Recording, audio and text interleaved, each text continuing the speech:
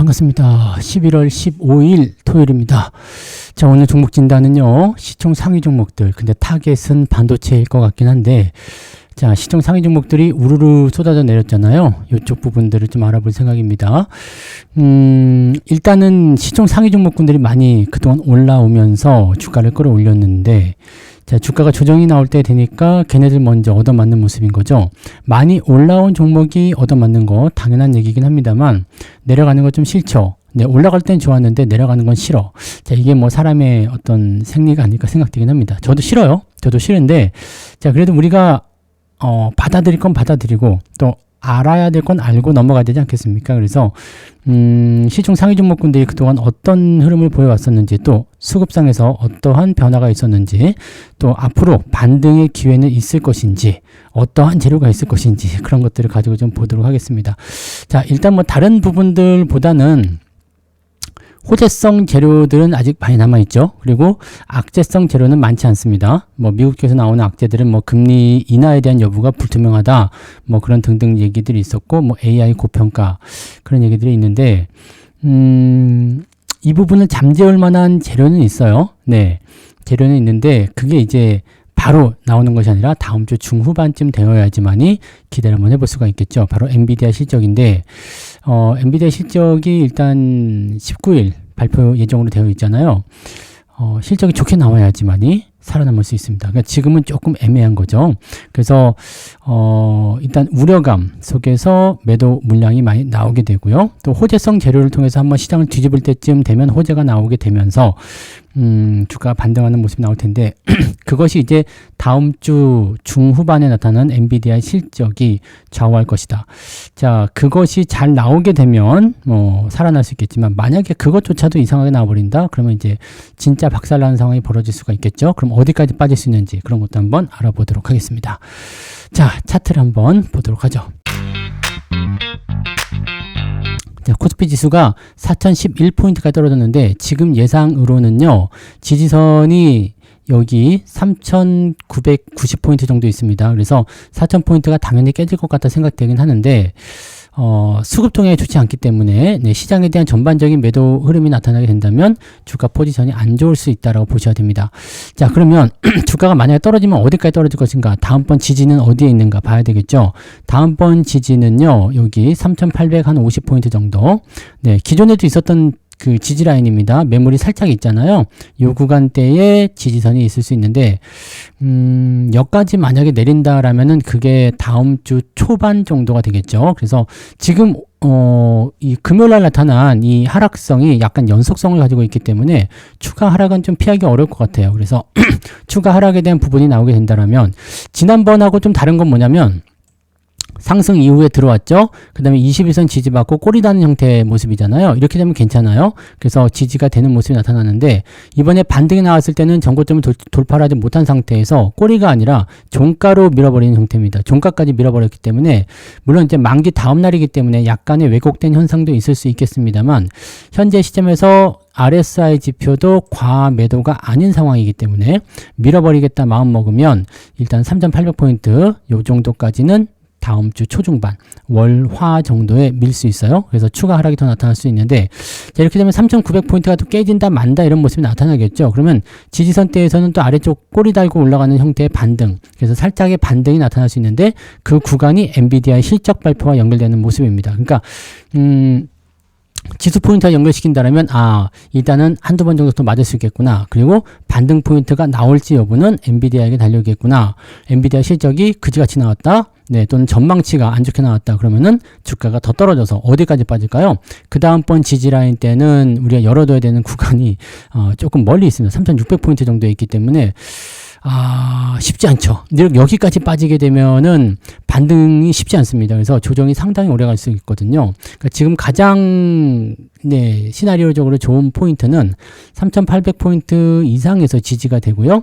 반등, 그 다음에 다시 살짝 조정, 또 반등, 이런 식으로 해가지고 흐름을 좀 만들어 가는 거죠. 그래서 다음 주, 다다음 주, 지금 11월 달에 2주 남았잖아요. 요 2주 기간 동안에 다음 주 초반에 약세를 좀 보이고 다음 주 중후반부터 반등이 나오면서 이제 윈도우 드레싱, 월말 윈도우 드레싱으로 자연스럽게 넘어가는 그런 모습이 나타나면 좋다. 이렇게 보시면 될 것 같은데, 예상치는 일단 예상은 예상이고요. 그럼 우리의 바람은 또 바람이죠. 그래서 어떻게 변할지는 모릅니다. 그래서 지금은 일단 예상에 대한 부분들이 추가 하락에 대한 모습을 예상하고 있기 때문에 리스크 관리는 꼭 하고 들어가시는 게 맞다라고 말씀을 드려야 되겠죠. 자, 시총 상위 종목들 다시 한번 볼게요. 자, 금요일날 보시면 시총 상위 종목이 쭈루루룩 밀렸잖아요. 삼성전자, 하이닉스, LG엔솔루션, 바이오로직스는 지금 이제 정지 상태고요.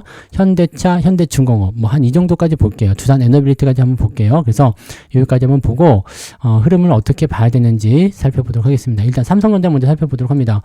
삼성전자는 그동안 매수가 많이 들어왔기 때문에 뭐 매도가 조금 나왔다고 해서 크게 문제될 건 아닙니다. 하지만 지수 전체를 눌러버려야 되겠다라고 한다면 삼성전자 주가가 빠질 수 있습니다. 삼성전자 주가는 일단 지지라인 때는 지난번에 형성됐었던 갭 있죠? 갭 상승 구간. 첫 번째 갭은 굉장히 단단해서 어지간해서 내리지 않을 것 같아 보입니다. 그러면 두 번째 갭 정도가 나올 것 같은데 두 번째 갭은 매물대랑 같이 섞여 있기 때문에 아마 9만원 정도가 될 것 같죠? 그러면 9만원까지 내린다 그러면 삼성전자가 현재가 대비해서 10% 정도가 더 밀릴 수 있습니다. 10% 정도, 10%가 조금 안 되나요? 그 정도 한 7, 8% 정도 더 내릴 수 있다는 얘기죠. 삼성전자가 7, 8% 내린다면은 거의 한 이틀 정도, 그죠? 다음 주 초반 정도까지 밀릴 수 있는 형태가 되는 거죠. 자, 그 정도까지 밀리면 지지선도 형성이 되고요. 그 다음에 엔비디아 쪽 실적 발표가 좋게 나왔을 경우에 반등할 수 있는 포지션이 만들어지게 됩니다. 자, 근데 그렇게까지 떨어지게 되면 일단은 상승 반등이 좀 쉽지 않아요.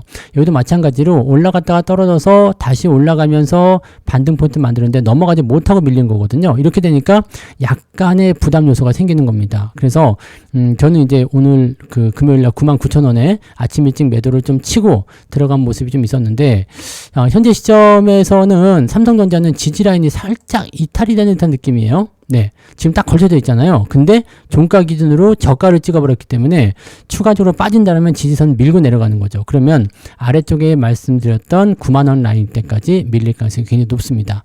뭐 주가가 이 금요일처럼 5%씩 막 떨어지는 형태는 아닐 수도 있겠지만 2%, 3% 이런 정도씩은 하락할 수가 있습니다. 그래서 이 부분들은 반드시 조심을 해야 될 것 같아요. 자, 삼성전자든 하이닉스든 간에 매수하지 말라고 계속 말씀을 드려왔었는데 지금 시점에서는 매수하신 분들은 좀 괴로울 것 같아요. 11만원 막 이렇게 매수하신 분들은 손실이 순식간에 나타나죠. 근데 추가적으로 더 빠진다 그러면은 한 20% 정도 순식간에 까일 수 있습니다. 11만원에서 9만원까지 떨어지면 마이너스 한 20% 나오잖아요. 이렇게 되면은 좀 골치 아프죠. 근데 이게 또 빚내서 투자한 거다. 그럼 위협을 받습니다. 물론 20% 가지고 뭐 반대 매매 들어가지 않겠습니다만 압박감이 상당하죠. 그리고 쉽게 올라가지 않아요. 만약에 9만원까지 밀린다고 한다면 10만원을 다시 탈환하기 위해서는 상당히 많은 에너지가 필요하거든요. 물론 외국인들이 많이 들어와서 지금 97,000원 정도가 평균 단가로 잡혀 있잖아요. 그러니까 뭐 현재 시점에서는 삼성전자를 붙잡아 줄 수도 있겠다라고 할 수도 있겠지만 시장이 전체적으로 밀린다면 일시적으로 또 하락하는 형태로 진행될 수도 있습니다. 그래서 지금 현재 시점에서는 삼성전자에 대한 관점은 일단은 추가 하락에 대한 부분을 염두에 둔다. 대신에 큰 흐름상에서의 대세 상승 흐름은 아직 이탈되지 않았습니다. 그 대세 상승이 꺾이는 것, 즉 추세가 꺾이는 것은 61선과의 데드크로스까지 봐야 되거든요. 그러니까 지금 뭐예요? 단기적 조정. 근데 이 단기적 조정이 하루 이틀 나오고 많은 조정이 아니라 뭐 한 1, 2주 정도 또는 재수 없으면 한 달 정도 조정이 나올 수 있는 그런 부분이죠. 한 달 정도 나올 때는 떨어졌다가 반등이 나가는, 이게 대세 상승장에서 나타나는 그런 부분들에서도 그런 조정들이 있었어요. 이렇게 뚝 떨어지고 나서 다시 올라가기 시작하잖아요. 그런 부분들이 나올 수 있거든요. 이게 한 달 반 막 이렇게 조정 받아요. 그러니까 이렇게 뭐 3달씩 조정 받는 경우도 있고 그러고 나서 쭉 올라가 버리잖아요. 그러니까 이런 형태가 나타나는 조정이 있을 수 있다는 얘기죠. 흐름은 우상향인데 그 기간 동안에는 조금 괴로운 상황, 이런 것들이 지금 만들어질 수 있다는 얘기죠. 지금 이격이 크기 때문에 충분히 그런 상황을 생각해 볼 수가 있습니다.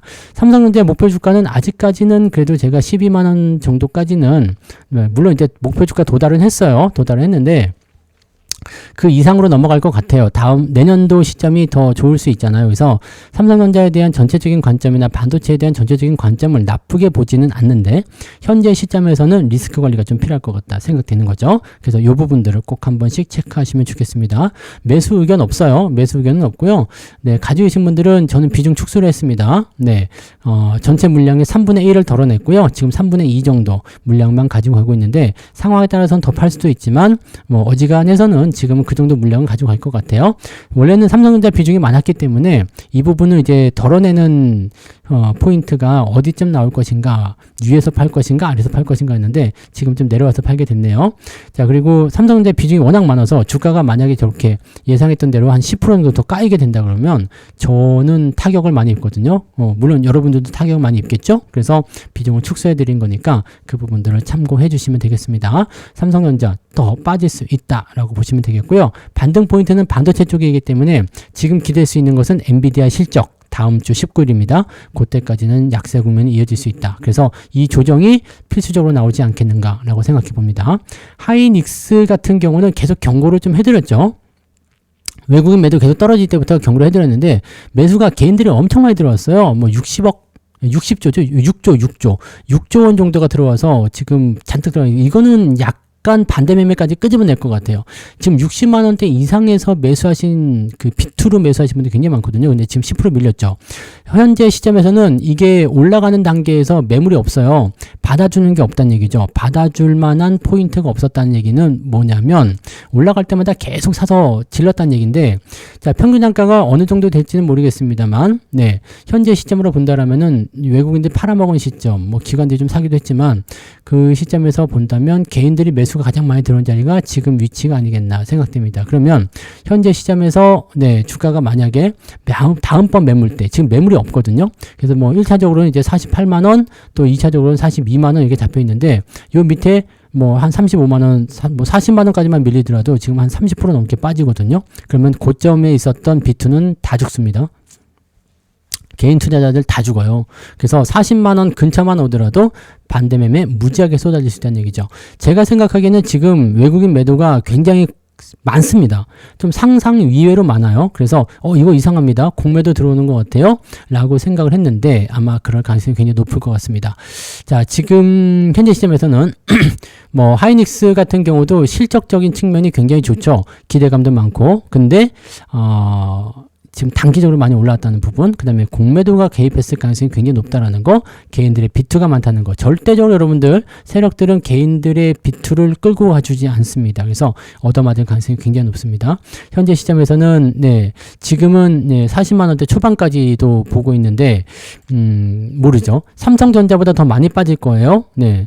왜냐면 삼성전자보다 많이 올라갔고 시총이 가볍기 때문에 이거는 변동성이 더 커요. 떨어질 때는 삼성전자가 5% 빠졌지만 하이닉스는 지금 8.5% 빠졌잖아요. 그러니까 삼성전자보다 변동성이 더 크게 나옵니다. 그래서 악재에 치명적일 수 있고요. 만약에 엔비디아 쪽에서 상승 포인트가 나타나게 된다면 하이닉스가 삼성전자보다 더 많이 올라갈 수는 있겠죠. 근데 만약에 엔비디아 쪽에서 잘 풀리지 않는다라면 주가가 크게 밀릴 수 있고요. 자, 그다음에 그 재료가 나오기 직전인 네, 다음 주 초 월화 정도에 특별하게 반도체를 끌어올릴 만한 재료가 없다 그러면은 이틀 정도 빠진다. 그러면 50만 원 깨게 될 가능성이 상당히 높아지는 거죠. 50만 원 아래쪽까지 밀릴 수 있습니다.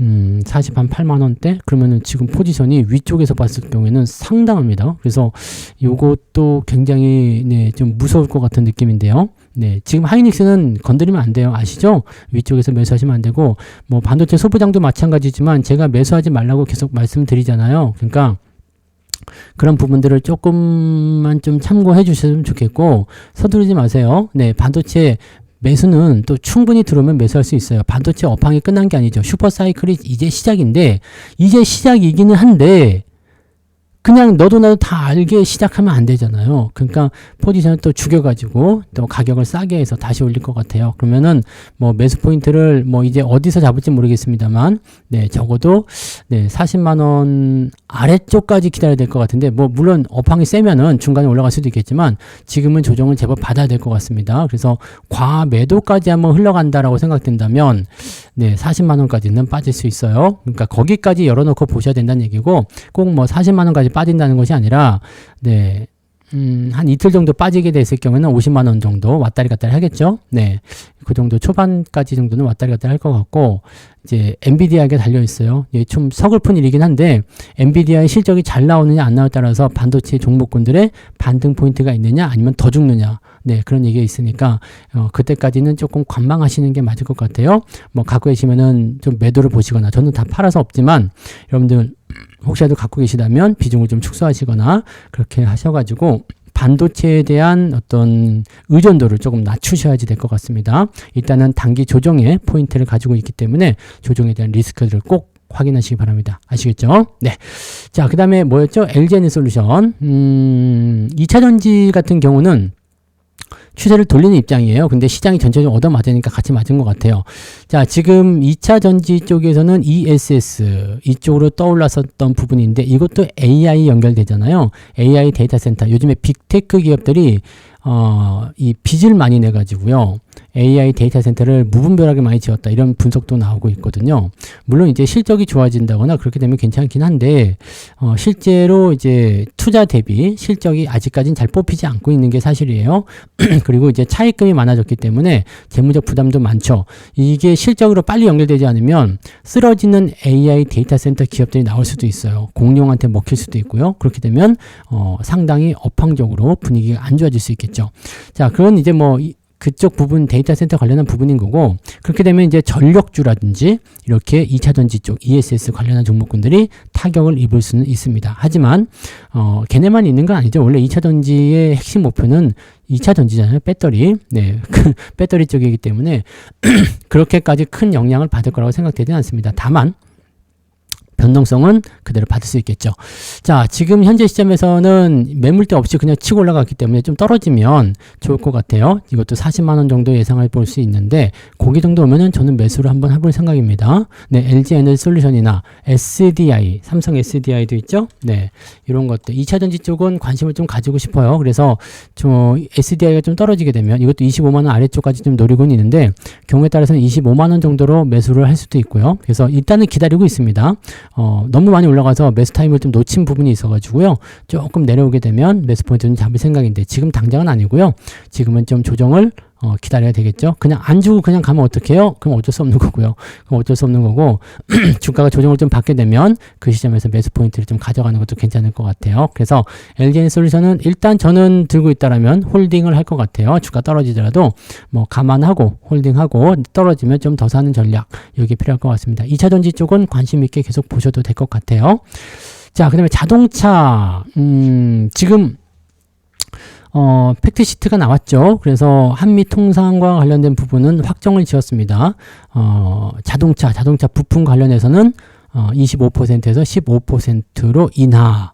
뭐 특정 시기를 확정 짓진 않았습니다만 아마 법안 발의만 하면 바로 되는 것 같다고 생각합니다. 그래서 12월 네, 뭐 이번 달 안에 진행이 되면 이번 달 1일 기준으로 해가지고 이제 관세에 대한 부분이 소급 적용이 될 것이다. 이런 얘기가 나왔습니다. 그래서 요거는 뭐 그냥 호재가 되는 거죠. 그 다음에 요즘에 판매량도 계속 늘어나고 있기 때문에 자동차 쪽은 사실 뭐 걱정할 필요는 없을 것 같아요. 고배당주이기도 하고요.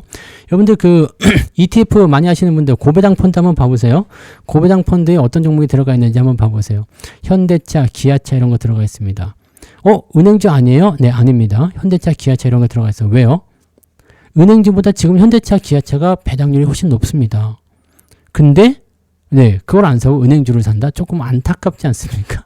KB금융 뭐 아시겠지만 네, KB금융은 지금 13만 원 정도 계산을 했을 때 배당률이 3%도 안 나와요. 3%밖에 안 나오나? 그 정도밖에 안 나옵니다. 뭐 고배당주가 아니죠. 그래서 고배당주 ETF에 빠져 있는 거예요. 자동차를 넣었어요. ETF 여러분들 분석하시는 분들은 한 번씩 봐보세요. 자동차가 들어가 있습니다. 자, 고배당주의 탄력을 받을 수 있는 가장 중요한 종목이고요. 현대차 EUB 또 기아 같은 경우도 포함될 수 있어요. 네, 기아도 지금 배당률이 높죠. 주가 상승에 대한 부분들보다는 배당에 대한 기대감을 먼저 보시고 이 부분들이 이제 주목을 받게 되면은 이제 배당 시즌이 됐을 때 주가 상승하는 요소가 나올 겁니다. 왜? 배당 받으려고 달려들 거 아닙니까? 그런 식으로 매수가 들어올 거니까 그런 부분들을 좀 체크해 주시면 될 것 같아요. 자동차는 그대로 홀딩 하셔도 됩니다. 주가 좀 떨어지면 네, 뒀다가 네, 떨어지게 되면 좀 더 사거나 그런 식으로 보셔도 되는 거니까 요거는 괜찮아요. 뭐 이격이 좀 벌어져서 아래쪽 지지선 25만 6천 원, 26만 원 정도 라인대로 지지가 또 나오면서 이제 횡보가 될 수는 있겠습니다만 뭐 지금 문제시 삼을 만한 내용은 아닌 것 같아 보이고요. 요 아래쪽에서 매수하신 분들은 뭐 크게 문제 없을 것 같아 보입니다. 그죠? 지금은 매수하시면은 조금 애매한 구간이긴 한데 매수는 이제 좀 들어오는 자리 기다렸다가 공략하시고요. 갖고 계신 분들은 홀딩 그냥 보시면 됩니다. 자, 현대중공업 볼게요. 지금 조선주 쪽에서 제일 강한 거 아니야? 라고 생각이 좀 드는데 옛날에 우리가 매수할 때가 24년도 3월인가 그랬던 것 같은데 와 많이 올랐네요. 네. 자, 근데 이제 핵잠수함 이 잠수함 쪽은요, 현대중공업, 하나오션 요 두 개인데, 하나오션 같은 경우는, 네, 필리조선소에서 한다, 안 한다, 뭐 말들이 많았었지만, 뭐 지금은 이제 핵잠수함이 그래서 한국에서 건조가 되는 건가요? 그렇게 얘기를 하고 있긴 하던데. 자, 그래서 얘네들은 지금 나쁘진 않아요, 흐름이. 근데 조선업종 전체적으로 봤을 때는 뭐 괜찮은지 모르겠어요. 그리고 제가 이 조선주들 얘기해 드릴 때 말씀드렸잖아요. 이 61선이든 뭐든 이 추세적인 부분들이 연결돼서 진행이 된다면 그냥 놔두세요. 깨지고 내려가면 매도하셔야 되겠지만 그런 거 아니잖아요. 그때도 50만원 말씀드렸던 것 같은데 50만원 깨고 내려가가지고 이평선 뭐 망가지고 그러면은 추세 이탈로 보시면 되겠지만 지금 시점에서는 뭐 그런 건 아닌 것 같아요. 대신에 이제 외국인들 매도가 슬슬 나오기 시작했다는 거, 요거는 조금 조심하셔야 됩니다. 네. 고점 라인대에서 많이 올라온 라인대에서 외국인 매도가 나오기 시작했다. 이건 좀 조심하셔야 됩니다. 그래서 요거하고 하나오션 둘 다 마찬가지지만 외국인들이 매수가 좀 들어오는 거 했다가 다 팔아버렸죠 또. 그러니까 요게 조금 애매합니다. 네, 조금 애매해요. 외국인 7월 달에 하나오션도 외국인 매수가 좀 올라갔는데 그거 다 팔아버렸어요. 주가 올라가니까. 그러니까 개인들만 드글드글한 상황이 됐는데 이게 계속 올라갈 수 있겠는가? 좀 미지수죠. 그래서 이런 부분들은 조금 참고하실 필요가 있겠습니다. 근데 아직 추세는 좋아요. 그래서 둘 다 매도 포인트는 아닌 것 같고 저는 매수는 하지 않을 겁니다. 왜냐면 제가 원하는 상황은 아니거든요. 추세 추종을 하시는 분들이거나 이런 상승 추세에 따라가시는 분들 입장에서는 뭐 지금 라인도 매수는 나쁘지 않을 것 같아 보이긴 합니다만 저는 매수하지 않고요. 가지신 분들 홀딩 아직까지는 괜찮다 말씀드립니다. 자, 그 다음에 두산 에너빌리티 하나 더 볼게요. 네, 원전 쪽인데 이게 조금 기관 외국인 매도가 다 나오고 개인들은 엄청 좋아해요 지금. 네, 원전 잘 될 것이다 뭐 등등등 얘기를 하고 있는 상황인데 제가 계속 말씀드리죠. 네. 불공정 계약을 언제까지 얘기할 거냐라고 얘기했는데, 불공정 계약이 해소될 때까지는 저는 원전 조금 관심이 없습니다. 뭐, 수익을 크게 낼 것 같아 보이진 않고, 대신에 이제, 박리담의 전략이죠. 네. 계약을 많이 따내게 되면 어쨌든 수혜가 되는 거고, 우리나라 입장에서도 뭐 원전 쪽, 그쪽 관련해서 호재가 계속 나오게 된다면, 주가가 반등을 하게 될 수 있어요. 근데, 수급적인 측면에서 계속 매도가 나온다라면, 결과적으로는 개인들만 들어가 있거든요. 그리고, 이 메이저급, 덩어리 세금, 덩어리 자금들이 계속 매도를 치게 되면, 주가가 못 올라가 눌려요. 그럼 개인들만 바글바글 들어가 있는 상태에서 메이저가 때려가지고 주가가 내려왔다. 자, 이렇게 되면 어떻게 될까요? 네, 매수자가 없어지는 상태가 되는 거죠. 매수자가 없으면 주가가 잘 안 올라요. 그러면 뭐야 팔아버릴까? 이런 생각이 들 수가 있거든요. 물론 지금 두산 에너빌리티는 굉장히 두꺼운 지지가 있어요. 근데 물론 여기에 개인들이나 외국인이나 기관은 없습니다. 외국인이나 기관은 없는 상태고 이 두꺼운 지지가 이제 개인들한테 있기 때문에 쉽게 깨고 내려가지고 가는 것 같진 않아요. 지난번에 8월 달에 한번 깨고 내려갔는데 그 바로 또 올려줬잖아요. 그러니까 지금 상태에서는 쉽게 죽지 않는 그런 어떤 덩어리가 된 것 같아 보이긴 합니다. 현재로서는 지금 저는 65,000원 위쪽이라면 그냥 홀딩하는 게 맞다고 생각해요. 네, 뭐 단기적으로 좀 떨어질 수 있겠지만 근데 매수는 좋지 않아요. 왜냐면 단기적 변동성이 상당히 크죠. 그래서 툭툭 떨어져가지고 또 7만 아래 떨어지게 되면 또 공포 나오거든요. 물론 이제 그까지 떨어지게 되면 과매도 때문에 또 반등 나오게 하겠습니다만 추이가 그렇게 재미를 볼 수 있는 추이는 아닌 것 같아 보입니다. 그래서 제 생각에는 매수보다는 적당한 시점에서 차익 매도를 좀 하시거나 뭐 나는 좀 더 보고 싶다 하시는 분들은 65,000원 지지선 보면서 그냥 홀딩만 하시는 게 맞지 않나? 저는 그렇게 생각하는데 어떠신가요? 네. 그래서 원전 쪽은 요것도 이격이 많이 벌어져서 당분간은 수익이 크게 나오기 좀 어려울 것 같다 생각됩니다. 참고들 하시면 좋겠네요. 자, 그래서 오늘은 여기까지 이렇게 시총 상위 종목들 대충 좀 알아봤는데 실현이 좀 있을 것 같아요. 네, 실현이 좀 있을 것 같으니까 이 실현에 대한 부분들은 조금 우리가 극복해야죠. 네, 극복해야 되고 가급적이 뭐 가능하다라면 종목수를 조금 줄여서 비중을 좀 줄이거나 종목수를 줄여서 리스크 관리 조금 하실 필요성이 있을 것 같아요.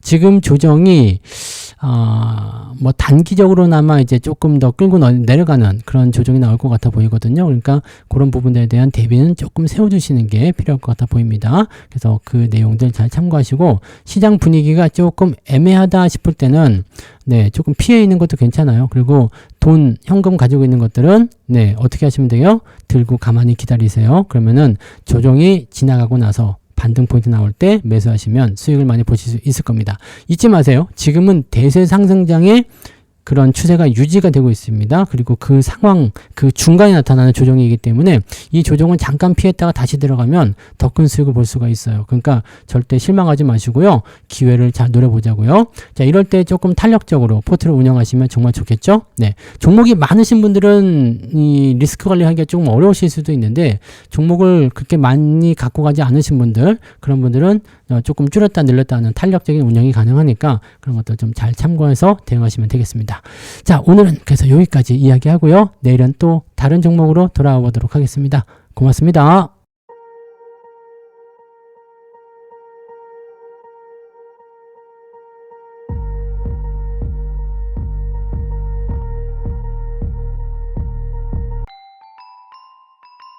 본 방송에서 제공되는 모든 정보는 투자 판단의 참고 자료이며 투자의 최종 책임은 본 방송을 이용하는 본인에게 있습니다.